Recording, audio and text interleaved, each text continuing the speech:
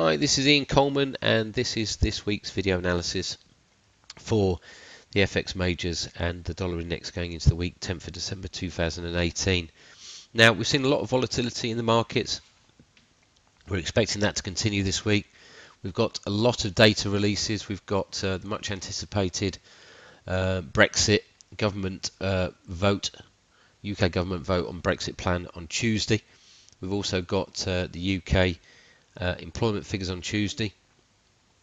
Wednesday, we've got the CPI figures, US CPI inflationary figures. And then on Thursday, we've got the ECB interest rate decision. So a lot of potential market moving data releases this week. And we're expecting that to cause a lot of volatility in the FX majors. So we're going to break down the time frames. I'm going to start with this weekly chart, dollar index weekly chart. We've got a bearish Elliott wave count to the downside. We now believe that we're completing a bullish count to the upside. So this will be 1, 2, 3, 4, and then up in 5. Mixed volatile trading for the last 16 weeks. Has caused a wedge formation. So this is an ending wedge formation. So the market basically winds up, buying dips, and then has an impulse break to the downside. On a break of last week's low, the measured move target is going to be around about 93.89. However, we have got some scope for some upside pressure. 97.86 is a 61.8% Fibonacci pullback level. We've also got trendline resistance coming in around about 97.92. If we go to a shorter time frame, this is only the daily chart, we can see mixed trading for the last 9 days. It's caused a corrective channel formation. Even last week's non-farm payroll on Friday didn't really move the market that much. An AB equals CD formation on a breakout of last week's high is at 97.90 or 97.89. And that's extremely close to this Fibonacci pullback level. So we're expecting the upside to be limited next week. But the immediate bias is probably to buy into dollar dips, but that's only on an intraday basis. And we're looking for this dollar strength to peter out once we get towards that sort of 98 the figure area. So reflecting that back onto the FX majors, I'm just going to break down time frames first, because I believe it's quite beneficial to look at these higher time frames. Opposite to the dollar index, 5-wave count to the downside. We posted a bullish engulfing candle on the week 12th of November. We've since seen sideways price action in this major currency pair. If we go to the daily chart, we can see the trend of lower highs coming in at 114.28. We've got daily bespoke resistance at 114.64. So even if we do see a break to the upside, we're expecting it to be limited to start with in euro dollar. This is also an area that's been quite pivotal. If we go to the 4-hour chart, we believe we're forming a reverse head and shoulders pattern. We'd normally say that a break to the upside and we'll see an impulse rally, but like I said, we've got bespoke resistance at 114.60. We've also got it at 114.25, which is close to the trend of lower highs. Excuse me. Excuse me, took a bit of a cough.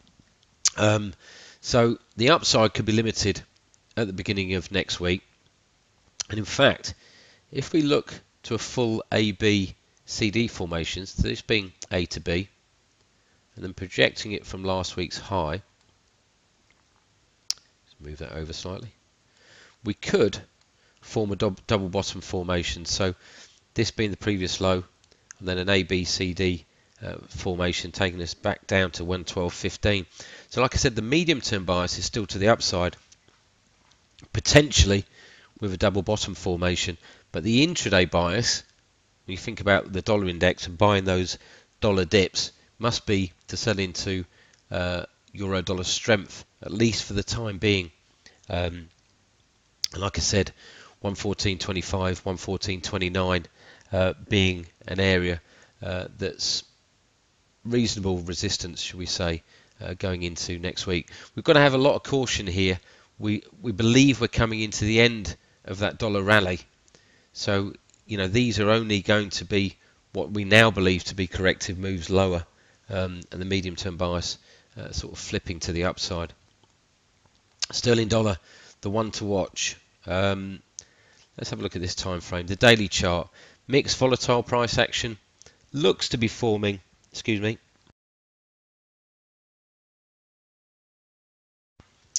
Excuse me. Looks to be forming an ending wedge pattern. Now a break of Friday's high, and the measured move target is actually up here, which is 131.70-ish. We've got bespoke resistance at 129.28 and at 131.32. So our bias, and it's obviously hard to call at the moment, but the chart formation is suggesting that we're going to see stronger sterling next week. If we go to this time frame, the 4-hour chart, we can just see that levels under 127.30 are finding buyers, but we're just consolidating with the RSI, the Relative Strength Index, trading close to 50. We're expecting that to continue obviously on Monday until we get that vote on Tuesday. But our bias is for a break to the upside. Dollar Swiss, medium term we are short in this currency cross. We've got an inverted hammer on the weekly chart. We've got some bespoke support located at 98.40 at the beginning of next week. If we do go to the intraday chart, we have broken this channel formation to the downside. However, it's not impulsive. I think that we are going to continue to see mixed and volatile trading. Like I said, we've got bespoke support here, bespoke resistance at 99.62. So really the call going into next week is going to be to buy dollar dips or to sell dollar strength in dollar Swiss. And we're expecting price action to remain pretty mixed and volatile. Dollar yen, we can see here on the weekly chart, we had back in September 2017, we had a prolonged period of consolidation. We look to be mirroring that sort of price action over here. So we're expecting mixed trading to continue in dollar yen. We have got an evening doji star posted on the weekly chart. So as long as the high from this formation holds, excuse me, which is at 114.55, then the bias is still to the downside. But I believe we're going to see quite a prolonged period of consolidation here. If we go to the 8-hour chart, we had this wedge breakout. We expected an impulse move to the downside. However, it was short-lived. We completed 5 waves. We then came higher. This looks like a 3-wave correction. But again, this downside move is anything but impulsive. Going into next week, we've got trendline resistance at 113.04. We've got bespoke resistance at 113.08. But to the downside, we've got bespoke support at 112.52. So, mixed volatile trading again. Yen crosses haven't really moved lower with stocks. They just seem to be holding out, and I think there's better currency pairs to focus on next week than dollar yen, i.e. sterling dollar. If we go to dollar CAD, reverse trendline resistance, even though we poked through, it has held 133.88. We've closed below it. If we go to this time frame, we can see a 5-wave pattern to the upside. So 1, 2, 3, 4, 5. Again, I think we're going to see mixed and volatile price action. If we break this formation to the downside, then we've got bespoke support here at 131.65, and that's an area that's been pivotal. Swing lows here, swing highs over here. So I think that could hit that level and then come back to retest the breakout level. Beginning of next week, we've got trendline resistance at 134.28. So even though our bias for dollar CAD has flipped to the upside, again with uncertainty on where this dollar's going at the moment, I think we could see a prolonged period of consolidation in this currency pair. Excuse me again. Aussie dollar, a wedge formation. It's broken to the downside. Reverse trendline resistance is coming in at 72.71. We've got bespoke resistance at 72.71. So our immediate call for next week is to sell into strength in Aussie dollar. However, we've got this channel support that's coming in at 71.85, and we've got Ishimoku support, Ishimoku cloud support, 71.70. So similar, excuse me, to dollar CAD. We're expecting some range trading in Aussie dollar at the beginning of next week, or even towards the end of next week.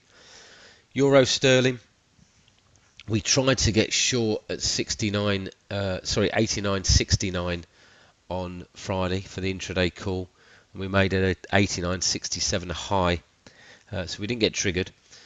We believe this is a wedge pattern. Again, could stay within this wedge on Monday. An impulse break to the downside, and the measured move target's 88.11, and that would obviously indicate sterling strength, which also is a reflection of that potential wedge breakout on sterling dollar. So again, it's sort of just highlighting that bias for stronger sterling going into next week. And in fact, if we look to this chart, we've got a channel breakout. This is the weekly chart. As long as that trend line holds 89.77, then the medium term bias is still to the downside. We're trading inside the weekly Ishimoku cloud, and that often causes a lot of volatility in day trading. So our bias at the moment is to for a break to the downside, but it's only a mild bias. We can't predict what the Brexit vote's going to be, but these chart formations do give a bias for sterling strength. Aussie dollar, euro yen. Again, just a period of consolidation. We're just moving around this 50 level on the RSI on the 8-hour chart. If we go to this time frame, then we've seen mixed and volatile trading for 42 days. It looks like a triangle formation. After an initial move to the downside, it has a bias to break again to the downside. The measured move target would be 124.10. To the upside, we've got bespoke resistance at 128.98 and 129.31. The last being pretty close to trendline resistance, which at the beginning of next week is going to be around about 129.65. So at the moment, the call is really to sell into rallies, as long as we don't breach this trendline resistance, and we'll look for a medium term move down towards 124.10. Okay, good luck this week. I do apologise for the coughing and spluttering through this video presentation. All the best of luck, and we'll speak to you again next week. Many thanks.